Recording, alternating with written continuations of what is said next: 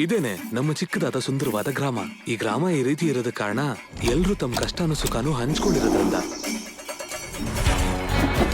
ಅದಕ್ಕಿಂತ ಮುಖ್ಯವಾಗಿರೋ ವಿಷಯ ಇಲ್ಲಿರೋ ಜನಗಳು.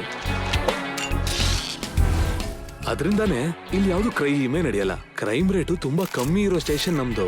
ಒಟ್ನಲ್ಲಿ ನಮ್ಮೂರು ಒಂದು ಸ್ವರ್ಗ ಭೂಮಿ.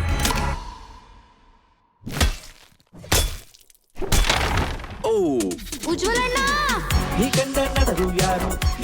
ನನ್ನ ಊರನ್ನ ಎಲ್ರು ತಲೆ ಎತ್ತಿ ನೋಡೋ ತರ ಒಂದ್ ಕೇಸ್ ನ ಕಂಡಿಡಿಯಲ್ವಾ ಹೇಗೆ ನಾನು? ರಘುಣ, ಅದೇನೋ ಮಿಸ್ಸಿಂಗ್ ಅಂತ ಕೇಳ್ಪಟ್ಟೆ. ನೀವು ಕೊನೆದಾಗಿ ಮೇಕೆನ ಎಲ್ಲಿ ನೋಡಿದ್ದು?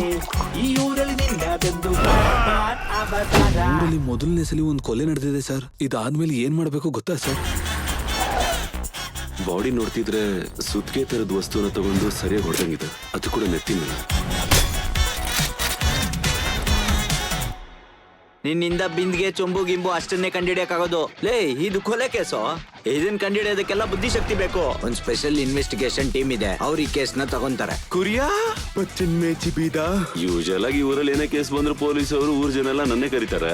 2 ಕ್ರೈಮ್ ಸೀನಲ್ಲೂ ಪ್ರಾಪರ್ ಆಗಿ ಪ್ರೊಸೀಜರ್ ಫಾಲೋ ಆಗದೆ ಇರೋದ್ರಿಂದ ಈ ಜಾಗದಲ್ಲಿ ಎವಿಡೆನ್ಸ್ ಸಿಗೋದು ತುಂಬಾ ಕಷ್ಟ ಸರ್. ನಮ್ ಗುರುಗಳು ನನಗೆ ಹೇಳ್ಕೊಟ್ಟಿರೋ ವಿಷಯ ಏನು ಅಂದ್ರೆ, ಒಂದು ಕ್ರೈಮ್ ಸೀನ್ ಕೂಡ ಪರ್ಫೆಕ್ಟ್ ಅಲ್ಲ.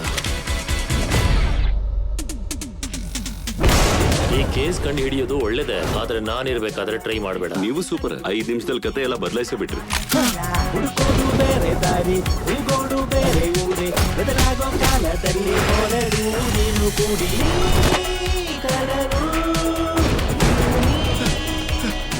ಕದಿಯೋದು ನೀನೆ, ಕೊಡ್ಕೊಡೋದು ನೀನೇನಾ? ಕೊಲೆ ಮಾಡ್ತಾ ಇರೋದು ನೀನೇನಾ?